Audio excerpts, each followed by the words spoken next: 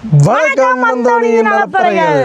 இன்னைக்கு பார்த்தீங்கன்னா பாக்ஸா சும்மா அல்வா கணக்கா. இது திருநெல்வேலி அல்வா, இது நம்ம ஊர் அல்வா.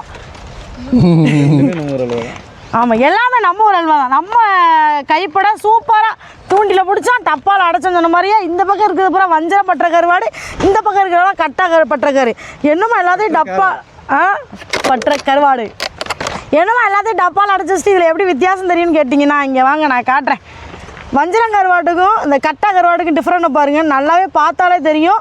நம்மக்கிட்ட பார்த்தீங்கன்னா நீங்கள் என்ன கருவாடு ஆர்டர் பண்ணுறீங்களோ அந்த கருவாடு தான் கொடுப்போம். அதுக்கு மாற்ற எந்த கருவாடுமே கொடுக்க மாட்டோம். இந்த கருவாடு பார்த்தீங்கன்னா கரெக்டாக ஒரு 8 நாளைக்கு முன்னாடி ஃப்ரெஷ்ஷாக தூண்டியில் வாங்கி பற்ற வச்சு எனக்கு 8ஆவது நாள் எடுத்து கையோடவே அவ்வளோத்தையும் வெட்டி பயங்கரமாக வந்து பாக்கெட் போட்டு வச்சாச்சு. கையில கெட்டியில கடலில் பிடிச்சோம், டப்பால் அடைச்சோம், தூண்டியில் பிடிச்சோம், டப்பால் அடைச்சோம். அதாவது ஒரு தூண்டி வஞ்சரத்தை கொண்டு வந்து வெட்டி பற்ற வச்சு மண்ணுக்குள்ளே பிதைச்சி இன்றைக்கி உங்களுக்கு எவ்வளோ அருமையான ஒரு குவாலிட்டியில் டப்பால் அடைச்சிருக்கோம்.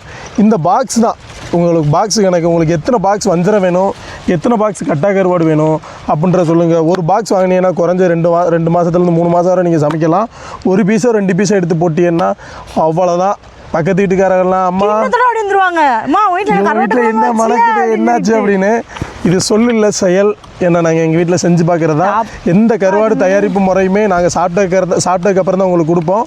இந்த கருவாடு அப்படி தான். வேமா நம்பர் ஆர்டர் பண்ணுங்கள். கம்மியாக ஸ்டோர் பண்ணணும்னா நீங்கள் வாங்கி ஃப்ரிட்ஜ்லேயே ஸ்டோர் பண்ணிக்கலாம். அப்படியே ஃப்ரிட்ஜில் வச்சிடலாம். டடா பாய்.